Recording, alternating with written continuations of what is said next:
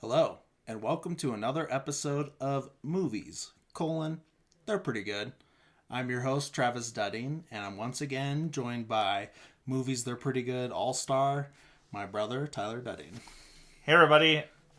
So, everyone knows about these specials, and you've heard one episode last year, and it's the one that started on 1964. But this time, we're jumping ahead 10 years. Mm-hmm. That's right. This time, we're talking about the 1974 Rankin Bass Christmas special, The Year Without a Santa Claus. My personal favorite. And it's basically considered to be one of the greatest because of two characters that are in this movie. Yep, and we'll get to that later. But, all right, should we get right into it? Absolutely. All right, let's do it.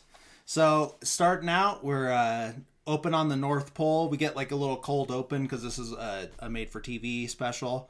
So before the credits even start or before you get any music, we just get an opening shot on the North Pole, and we get Mrs. Claus, voiced by Shirley Booth, correct? Yes. Yeah, voiced by Shirley Booth, and she's giving us a little narration, telling us about the North Pole, right? And then we see that she's kind of just like introducing the story, correct? Correct. And oddly enough, this is the last acting thing Shirley Booth did before she retired. Oh, I didn't know that. Yep. So there you go. And then, then we find out that Santa Claus is feeling under the weather.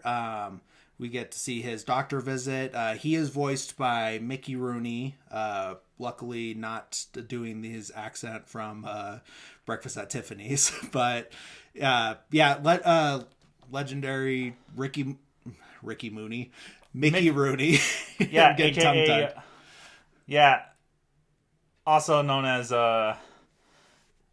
he was in the Care Bears movie as Mr. Cherrywood, the grown-up version of Nicholas, the victim of the evil spirit, and the villain of that movie. And this little anime movie that this anime guy by the name of Hayao Miyazaki worked on called Little Nemo. Yeah. But that's not Studio Ghibli, right? That's before that? No, that's Tokyo Movie Shinsha. Yeah. Okay. But Hayao Miyazaki, legend. Yeah. Yeah.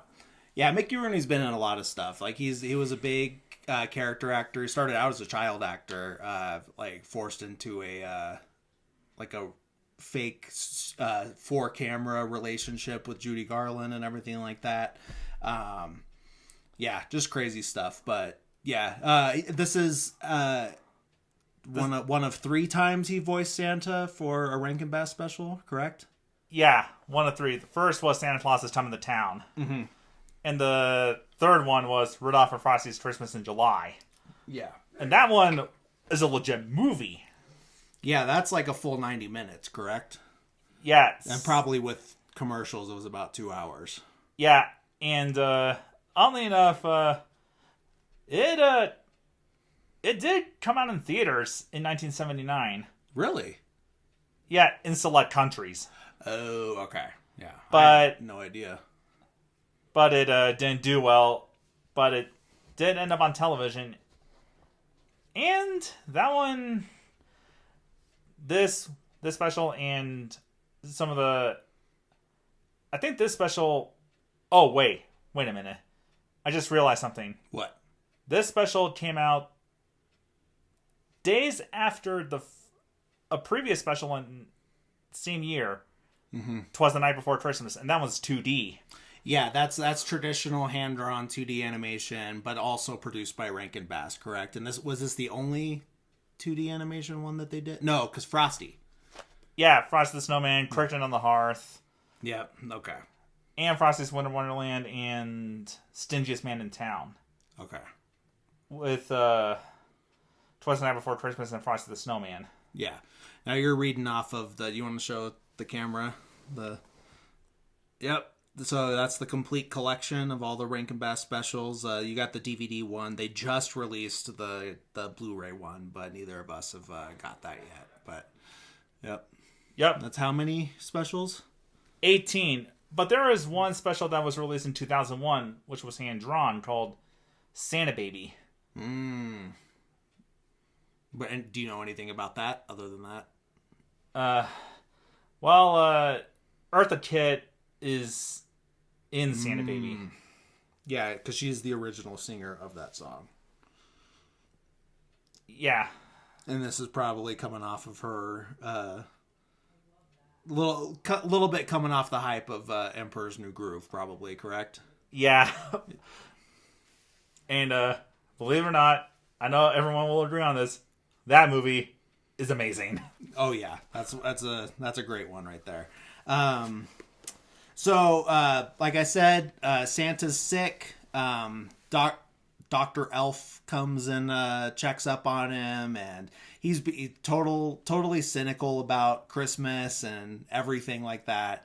Which, I mean, like, if I feel like he'd be out of a job if Christmas ended. So I don't know what he's so worked up about. But he's just like a total jerk. He's saying, like, nobody cares about Christmas anymore. I'd be surprised if anyone even believes in you anymore. And this is just, like, discouraging Santa. He's like, okay, like, I'm sick. Like, I don't want to do this. And if no one believes in me, then I just don't have the heart to do this anymore. And he makes the decision that they're going to cancel Christmas, basically. And just for this year, because he's sick, basically, right? Yeah. Not altogether. Yeah, not altogether, because, I think Twas the Night Before Christmas has the same kind of thing, but that was in the form of a newspaper article in the Johnsonville Inquirer in the previous special. It was sort of the whole whether or not believing in the existence of Santa, and there was this the Mouse family, and the oldest son, the brainy one, is the one that doesn't believe. Yeah, so they definitely had like a theme going on for this year. Multiple things about not believing in Santa, and it's just they probably just had the idea, and then they had two different ways to tell it, and so they just made two different specials, right? Yeah, and also coming off of the 1970, I think it's nearing the anniversary of Miracle on 34th Street. Okay.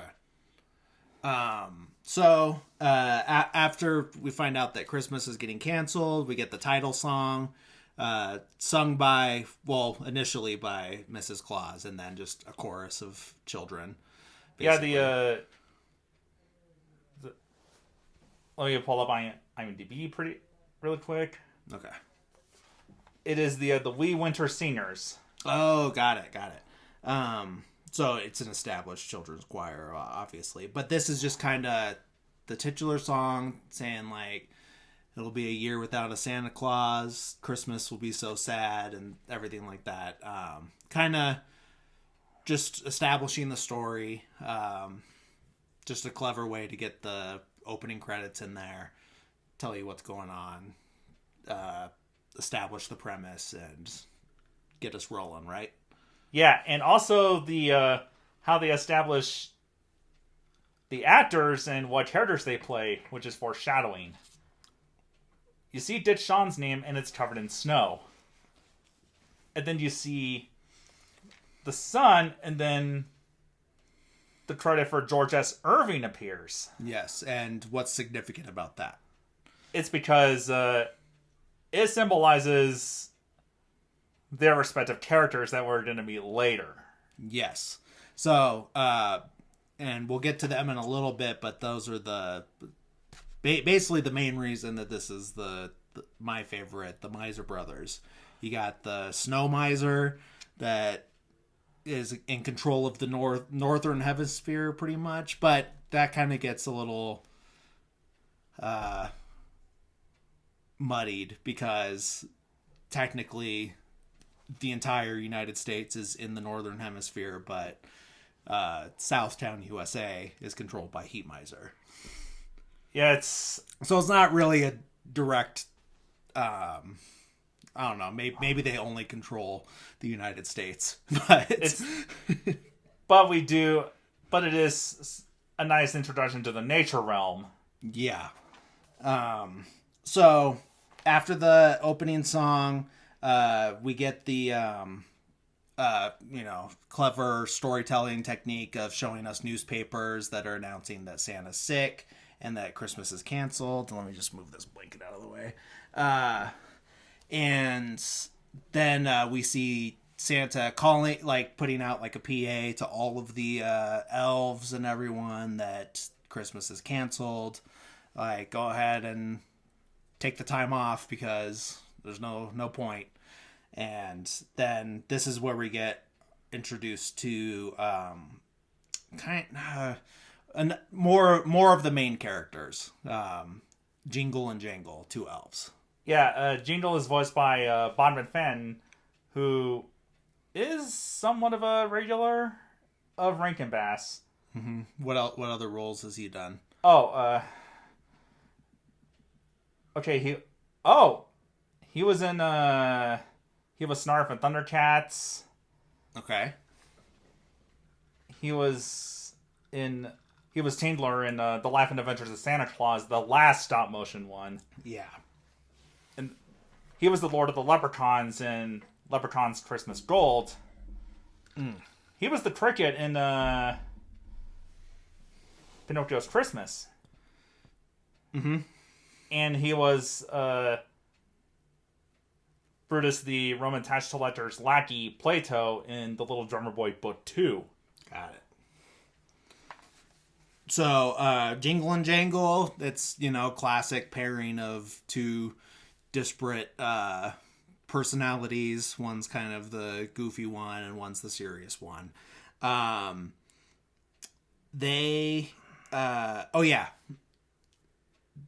they're introduced, Mrs. Claus is saying well, if anyone can be Santa, why can't I be Santa? And then we get the next song, if anyone could be Santa, and she's just basically talking about hey, I can disguise myself as Santa, and we could still have Christmas, correct? Correct, and I like the little gag at the end where it's just the tiny sleigh. I think we pointed that out when we were younger, when we first got it on. Oh yeah, VHS. That had the the early '90s Warner Bros. Home Video intro. Yeah. At the end of the song, we get a shot of her imagining this, and she's in a sleigh that's half her size, and there's no reindeer, and she's just floating through the sky on this tiny sleigh, and it just looks insane.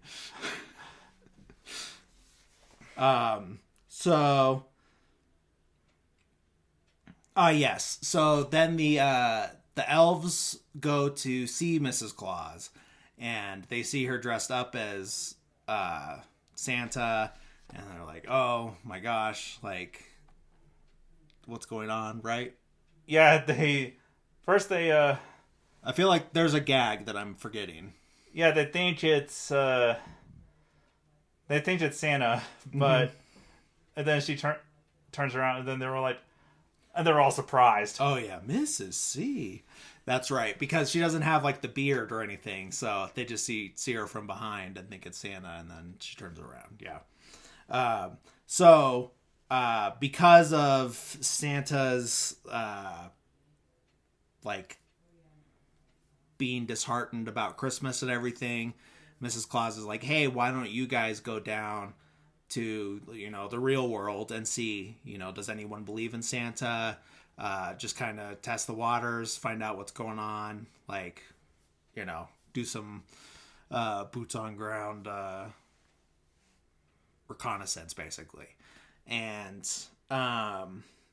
so they take Vixen, the smallest reindeer, and they climb on Vixen, they're going, and then after they're gone, Santa wakes up from his nap and is like, "Hey, like, how do they even get on the subject? Does she just say, like, hey, I did this? Or... I think, I'm not sure, probably, basically, keeps it a secret, but then, until she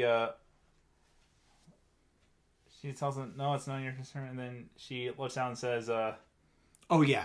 So, yeah, she just, like, looks out the window and out loud, like, poor Jingle, like, just think that, unless you, or just tell him, one or the other.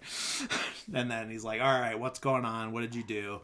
And she's like, okay, like, I sent Jingle and Jangle out with Vixen, and they're gonna go find out if anyone believes in you still. And then he's like, oh, like, I hope they're careful, especially with the Miser brothers. And then Mrs. Claus like, oh no, I forgot about them.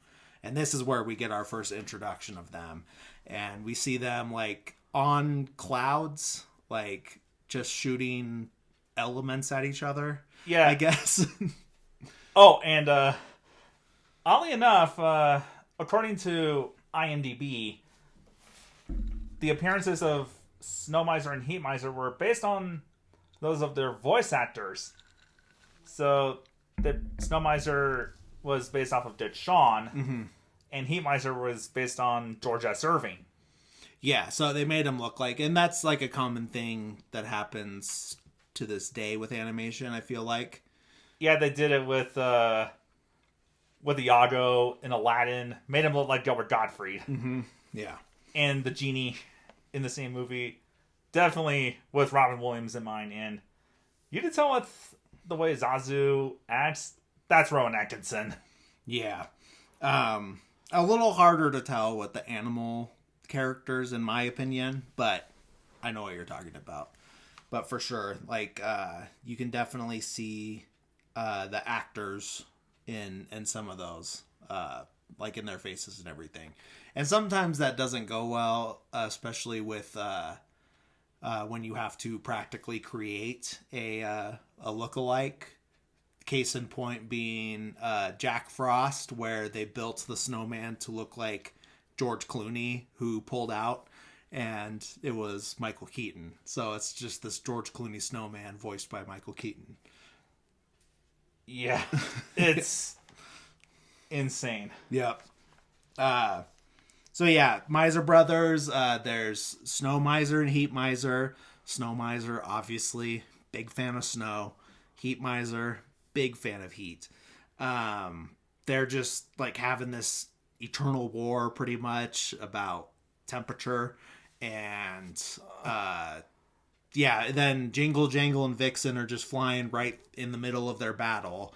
They get like spotlighted out of the sky, like shot with like light by Heat Miser, and then fall. Yeah, it's weird. Yeah, this is coming from people who watched this since the early days of Fox Family before Freeform, and that was back in the infancy of the 25 Days of Christmas, when we were watching this before it was even Fox Family, when it was just regular Family Channel. Oh, yeah, that far back. Yeah. Yep. So yeah, Heat Miser controls the south. Snow Miser controls the north. They get shot down. They get ticketed for some reason while they're in this town. They're in Southtown, USA. Cop comes up, gives them a ticket for riding a Vixen the wrong way down a one-way street, right? Yeah, and if you look at the fashion and architecture, it's supposed to be in between 1890 and 1915, so basically turn of the century. Yeah. Yep, it is turn of the century. Which is weird that they sing Blue Christmas, which is a 50s Elvis song later on. But don't worry about that. Don't think too much about it. And also then the Miser Brothers technology, their FaceTime technology that they use later is pretty impressive for back then. But all right, moving on. So yeah, they get ticketed, and then they decide like, okay, like, you know, it's not normal to have a reindeer down here. Let's disguise Vixen as a dog. So they put some brown socks on her little antlers to make it look like droopy dog ears. But with the hot weather that is affecting all of them because they're from the North Pole, and especially Vixen, who is an animal that's not meant to be in like hot in the South, basically. Humidity, heat, all that stuff. Which, in a way, is a contradiction in Rudolph and Frosty's Christmas in July, that Rudolph is perfectly fine. Yeah, well, he's Rudolph. He's special. It's his red nose gives him special powers, I guess. And also the fact that that Jingle and Jingle's disguise on Vixen later gets recycled in Next of the Long-Eared Christmas Donkey. Yeah. And then also just, there's a lot of contradictions within, like, I think you would hurt your brain trying to make a Rankin Bass cinematic universe where they're all connected. Because there's so many contradictions. There's literally like at least 2 completely different Santa origin stories. Because you got Santa Claus is coming to town and... Life and Adventures of Santa Claus. Yeah. Don't try to wrap your brain around it, because if you... It's like watching the Wienerville Hanukkah story as your first episode of Wienerville. I don't even know what that is. It's a Nickelodeon show that aired in the 90s, and their Hanukkah special is insane. I saw a review of it on YouTube, and by the clips from that, it's really wild. Yeah. Well, I've not seen that, and I was a big Nickelodeon head back in the day. Then that one just completely missed me. Because it got overshadowed by the more popular shows at that time. Yeah. I mean, I know all about the Rugrats Hanukkah special.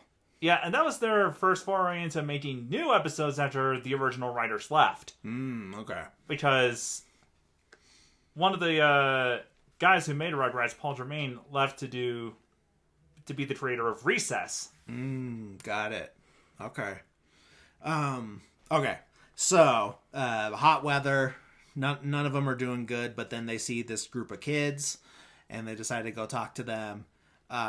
They ask them, like, hey, like, what are you guys doing? Like, you guys look like a bunch of Christmas elves. Like, don't you know Christmas is canceled, by the way? We're kids, but believing in Santa is for kids. And even though we are kids, we don't want to do that. No, it's the whole... That's kid stuff. I think it's believing in Santa Claus is for little kids. Oh, but they say that's kid stuff. Yeah. Yeah.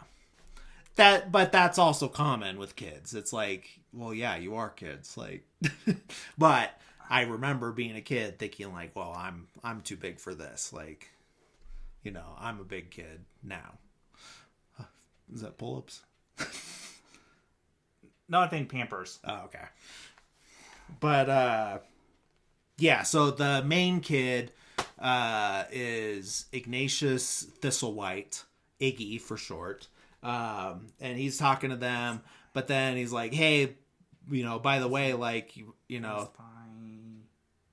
Oh, Tyler's looking up who did the voice. Yeah, it is voiced by Colin Duffy. Any significant other roles? Oh, he was in I think that's the only well-known one that we know of that he did. Yeah, because I see that other one doesn't even have a poster. So, yeah, this is definitely the only well-known thing he did. Oh yeah, so while they're talking to this group of kids, Iggy's like, hey, like, you might want to turn around because the dog catcher's taking your pooch. And Vixen's being taken away by the dog catcher.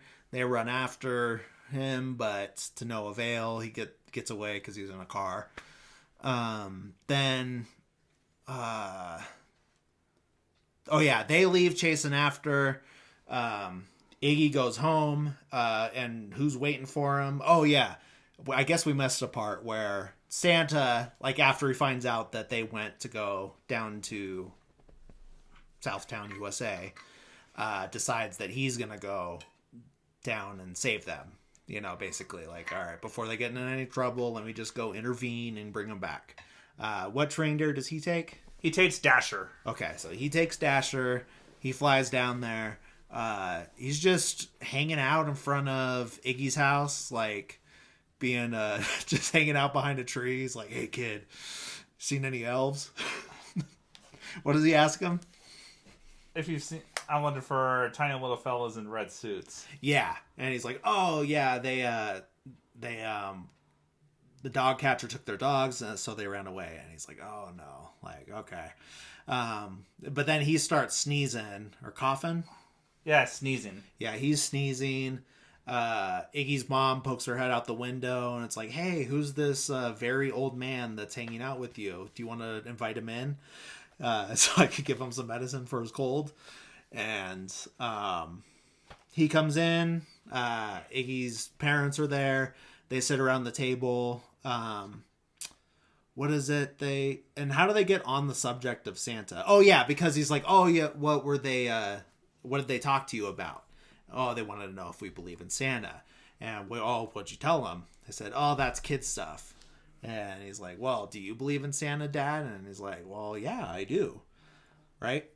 Yeah, and then you heard Santa, then just as I feared, in his thoughts. Oh yeah, because he's just like confirmation bias. Like he already thinks that no one believes in him, so all it takes is one kid to say, "Well, I don't believe," and he's like, "Oh, that's it. I'm done." But then we get the song "I Believe in Santa Claus." Yes, because he after he asks his dad, he asks Santa, or Mr. Klaus is what he's saying that his name is, right? Yeah. And then we get the song "I Believe in Santa Claus," and it's like we get flashbacks to Iggy's dad when he's a kid, and stuff like that. It ends with Iggy like has a tear in his eye and everything, right? Yeah, basically realizes you can't be too old to believe. Mm-hmm. And then Iggy just remembered that they were chasing after the dog catcher's truck, and then Santa decides to go to the dog pound on Dasher, and Dasher flies off with Santa in tow. Yeah. To the dog pound. And then Iggy realized... Iggy and his dad then realized, Mr. Claus! Yeah. They're like... Yeah, they put two and two together. Yeah, they jump over that very tiny leap to bridge the gap and realize, like, oh, okay, like... Claus, and then I bet those guys were Christmas elves, and I bet their dog was a reindeer, and that's why it was like sick or whatever. So like then what's funny is like, we need to help them, and it's like, well, if you want something done, you got to go to the top, like go to the mayor. And Iggy goes to the mayor, but he finds Jingle and Jangle because they're with him, and you don't see them like meet back up, right? Yeah. So they go to talk to the mayor, and he's just like laughing in their face, like there's no, let me get this straight. You guys are a bunch of elves, and you brought a reindeer down here, and all this stuff, and like, what is it like? You got a snowball's chance in Southtown of me believing you? Is that what it is? Yeah. Is that like basically the whole deal that they're about to make? That if they can make it snow, then he'll believe them. But what's the point of him believing? But I guess it does make sense, because that's kind of the whole point of their mission, is to get people to believe in Santa. So yeah, I guess getting the mayor is a big deal. Yeah. And then we get our next song. Yep. and that's is it Snow and Dixie? What's it called? Let me look It up. goes, it's gonna snow, oh, oh, right here in Dixie. Yeah, I think that's it. Yeah. But, yeah, it's just the mayor dancing around, singing. He goes into a barbershop and unsanitarily takes the shaving brush and brushes it on the window. I think it's supposed to simulate frost. Oh, yeah, it is. But it's just kind of funny to, like, think practically about it. Like within like reality, if you're getting shaved at the barbershop and someone came and took the shaved brush and just like wiped it all over the window, you'd be like, okay, like I was kind of in the middle of something. Oh, and we did a surprise cameo appearance, since this is supposed to be turn of the century, like the dawn of cinema, like the silent era. You see Charlie Chaplin. Oh yeah, that's super random, and I never noticed that until you pointed it out when we were watching it. Yeah, there's just Charlie Chaplin is just on the street during this musical sequence. He's just there, doesn't do anything, doesn't do any like signature moves. He's just standing there. Then we see Santa pick up Vixen and removes the socks, and then the dog catcher is surprised that it's a reindeer. Mm-hmm. A real life reindeer. And this guy's mustache is so big that you don't even see his mouth. It's just kind of his mustache kind of wiggles when he talks. Yeah. I like the character design on him. So Santa gets Vixen. He flies back, just completely leaves Jingle and Jangle. So Mrs. Claus comes and gets them. And we get, which leads to arguably the best chunk of the special. Which is? Meaning the Miser Brothers. Mm-hmm. Yeah, so they're... so the deal that they make with the mayor is, like, if you get it to snow in Southtown, then I'll believe your story. How do we get it to snow in the South? We gotta go talk to Snow Miser. Correct? Yeah. So... Mrs. Claus picks them up. With Blitzen. They fly to Snow Miser's lair. We get the best two songs in the whole thing are the Miser Brothers song, their personal songs. And we get Snow Miser first. He's singing like, I'm Mr. White Christmas, I'm Mr. Snow. Oh, and the Snow Miser song ended up in the Joel Schumacher movie Batman and Robin. Yes, with the one with Mr. Freeze. Yeah, and it's that clip where I think it's supposed to be like a sing-along version of it. Uh-huh.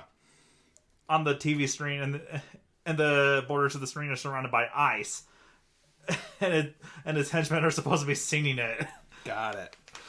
Yeah, but speaking of henchmen, each Miser brother has their own henchmen that are just tiny versions of them, and they're already so tall.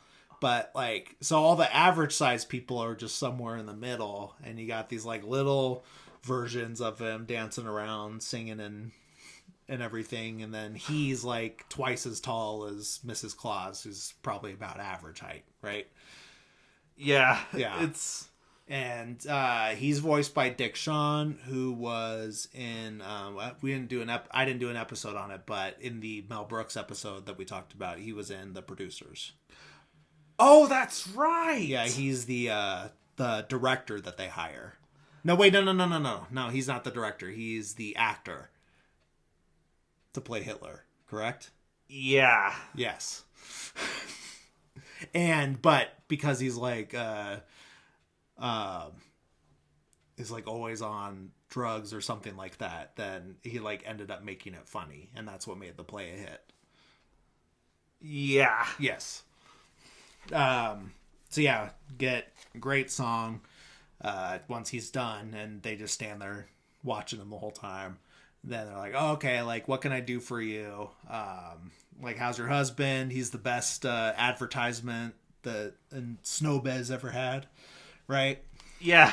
And then,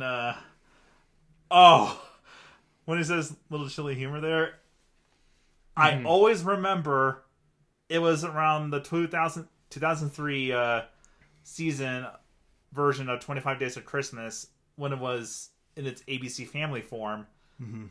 And then back when they had the Rankin Bass specials with Little Drummer Boy and Santa Claus is Coming to Town, with all the post-1974 specials, as soon as Snow Miser says a little chilly humor in there, and then it just shows an image of him cropped from the movie, and then a caption appears and it says, "Party Icebreaker." So they did like a weird pop-up video thing. Yeah. 10 years too late. And it was promoting the marathon of these specials. Yeah, because they would usually do like one day out of the 25 Days of Christmas would be a marathon of most of them. And I think the more competitive studios got with rights and stuff like that, then that kind of went away, unfortunately. And now this is the stuff we're dealing with in the streaming era is, you know, studios pulling their stuff from platforms and everything like that. And then now you gotta subscribe to everything to see what you want, right? Yeah. And sometimes physical media does beat digital media in a way. It does, because we're now finding out the truth behind owning digital copies, that they can just pull it from you, you know, for rights issues. I think an email got sent out to PlayStation Store users that their Discovery Media stuff was getting pulled, even if they bought it. No, unless you have a physical copy, you don't own anything. Yeah, which is why a physical copy copies wins, and also the bonus features. Mm-hmm. And I've known that because I had bought iTunes stuff way back that is just gone, you know. So it sucks. But, you know, we'll learn at some point, you know. Oh, and speaking of these specials, again, there's the rule of if Santa's the main character, it's Mickey Rooney. If Santa is Deus Ex Machina, Paul Frees. Which ones is he Deus Ex Machina? Frosty the Snowman, and Rudolph's Shiny New Year, and Pinocchio's Christmas. Okay, yeah. I never put that together. Who voices him in Rudolph? Oh, let me look it up. You don't have to look it up.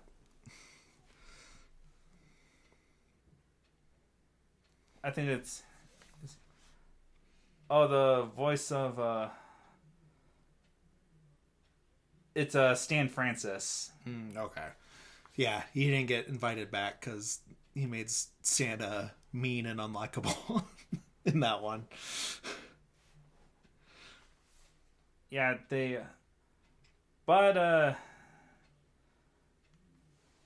so basically, they tried, okay, back to the main story. Mm-hmm.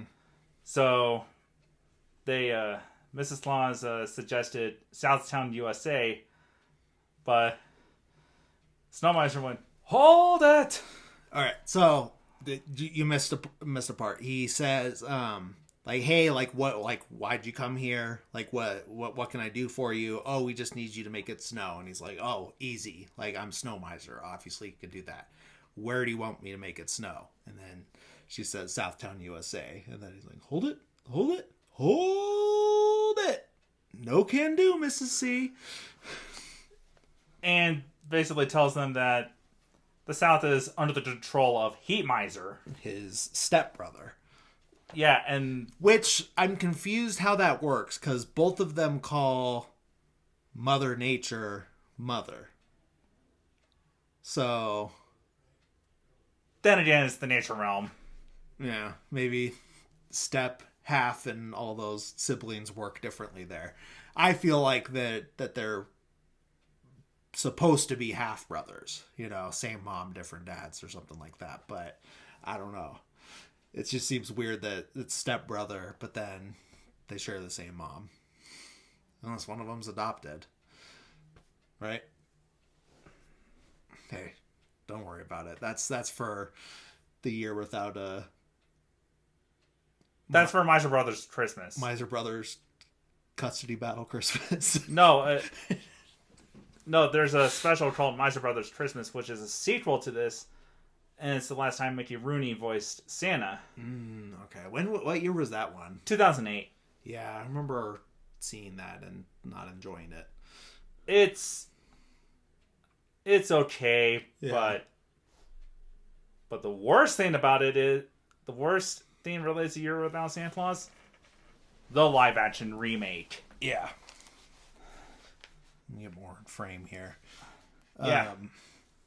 So they he's like, all right, like if you want that, you gotta go talk to my brother, my stepbrother, Heat Miser.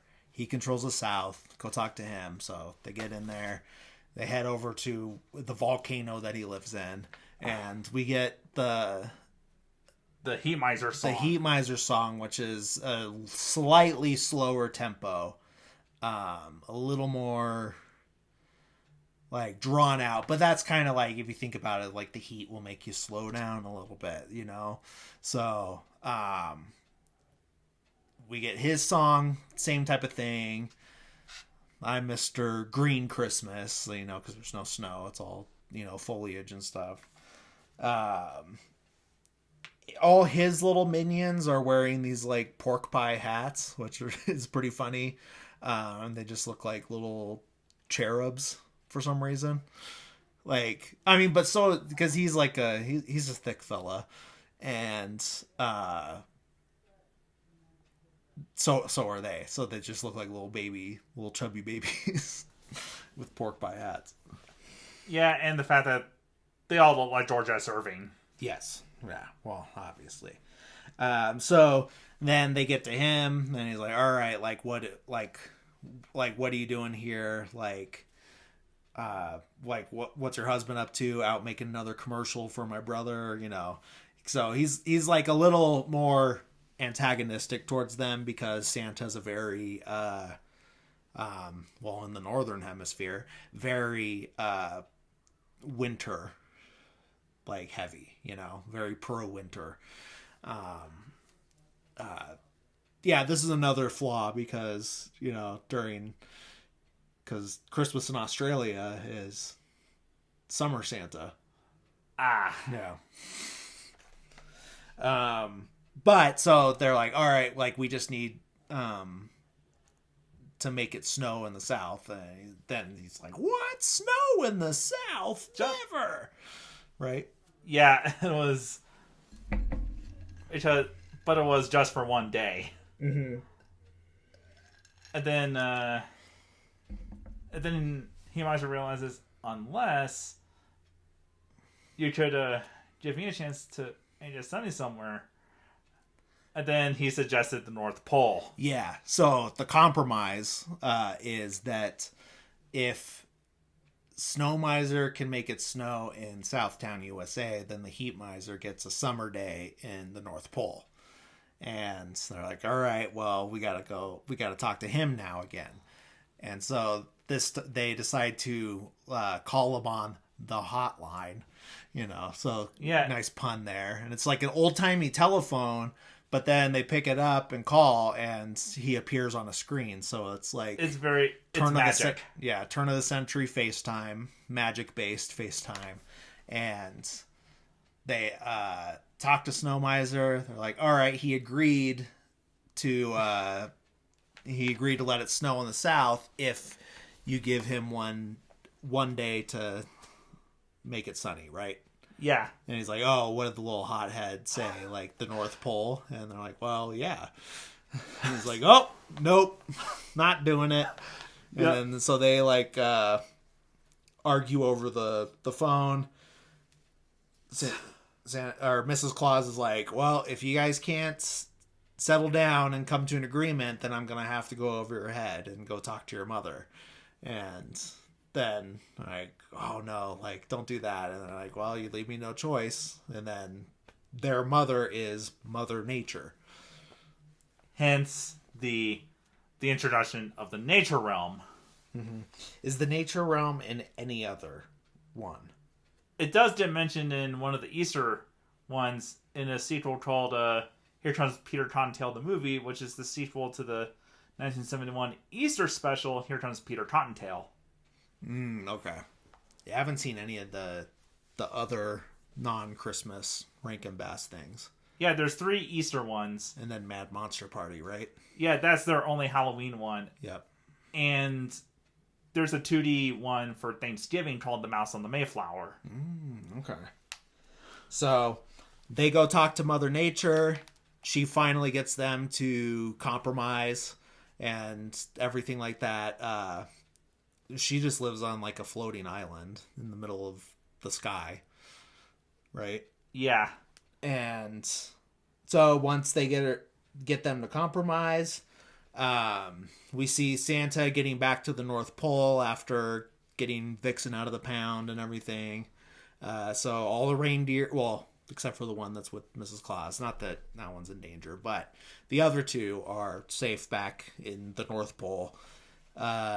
He's just kind of like wandering around, goes into the bedroom, sees a note from Mrs. Claus saying like, hey, I went to go rescue Jingle and Jangle. And he's like, oh, okay, that's good. Like, she'll be fine. Everyone's going to be fine now. I can rest, right? And then he just goes to sleep. Yeah. Yep. And then... So... we now we see the sequence where it is snowing in the South, right? Yeah. So it's snowing. The mayor gets a phone call from his wife saying like, don't forget to wear your galoshes. And then he looks out, he's like, what are you talking about? He looks outside, he sees it snowing, and like, oh my gosh, it's like actually happening. Then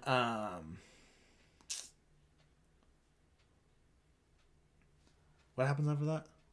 Okay, Mrs. Claus and Jingle and Jangle return to the North Pole with newspapers saying that they're giving Santa the day off. That's right. So, because this, miracle happened, the mayor's like, okay, I believe now. And he calls in all his connections, and then, yeah, the whole world gives Santa a day off. And then,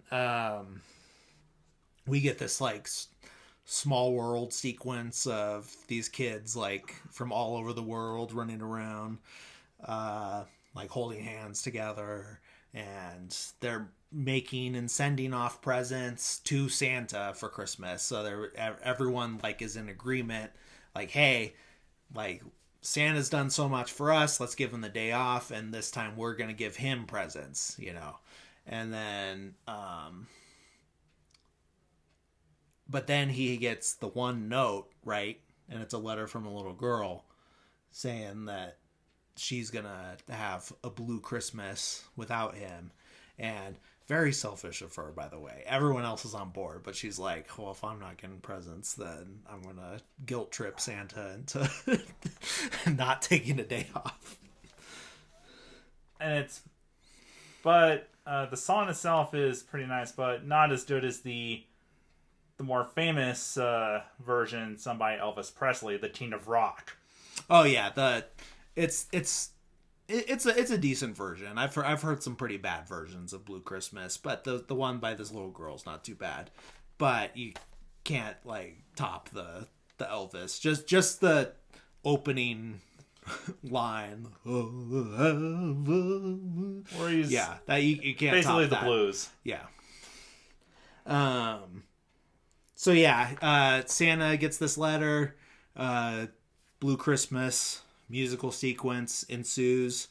He's like, oh, okay, I made a big mistake, and decides to uncancel Christmas, right? Yeah. So,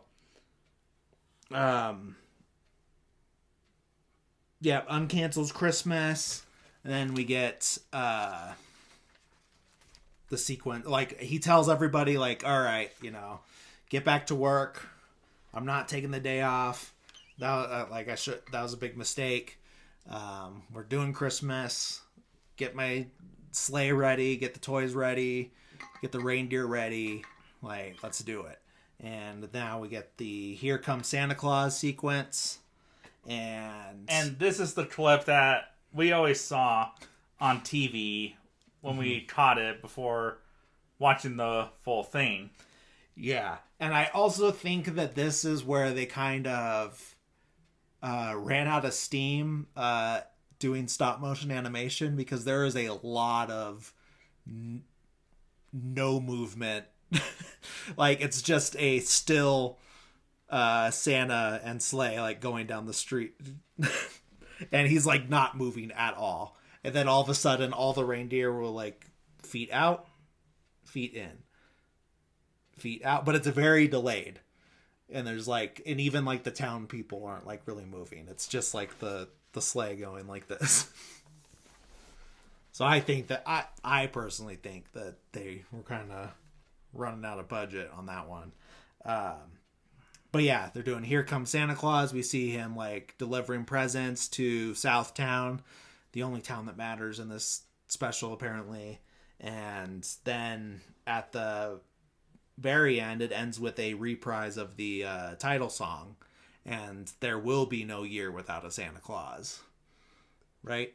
Yeah. Yeah, and that's Year Without a Santa Claus. Arguably one of the greats. Yeah, it's my personal favorite of these Rankin Bass specials. Like, and that's just including those specials. Like, once you throw in Charlie Brown Christmas, then it's a little harder to pick a favorite. But I do love these. I love the aesthetic of the stop motion animation. I love how like rigid it is sometimes, and it's just and I think I've talked about this, how it was a big influence on the style of Fantastic Mr. Fox and other things like that. And it's just very charming, and that's the word for it. Very charming. That, like, I wouldn't say this is an emotional one. I know like the Nestor the Long-Eared Christmas Donkey and the First Christmas Snow, those get a little tearjerkery, but even the little drummer boy. Yeah, even Little Drummer Boy, but this one's just like so fun, and always been my favorite. Just I never not enjoy watching this one. Yeah. Do you have any final thoughts on it, or memories of watching it, or anything like that? Yeah. This is basically I remember taping this one off of the Fox Family airing from 98 and 99. Yep. And that was back when Fox Family was actually good. Yeah. And so that was our copy of it until the DVD came out. And this is the... And then we got But these are the DVDs that were in the cardboard, where there's like the little plastic clip and it would unfold.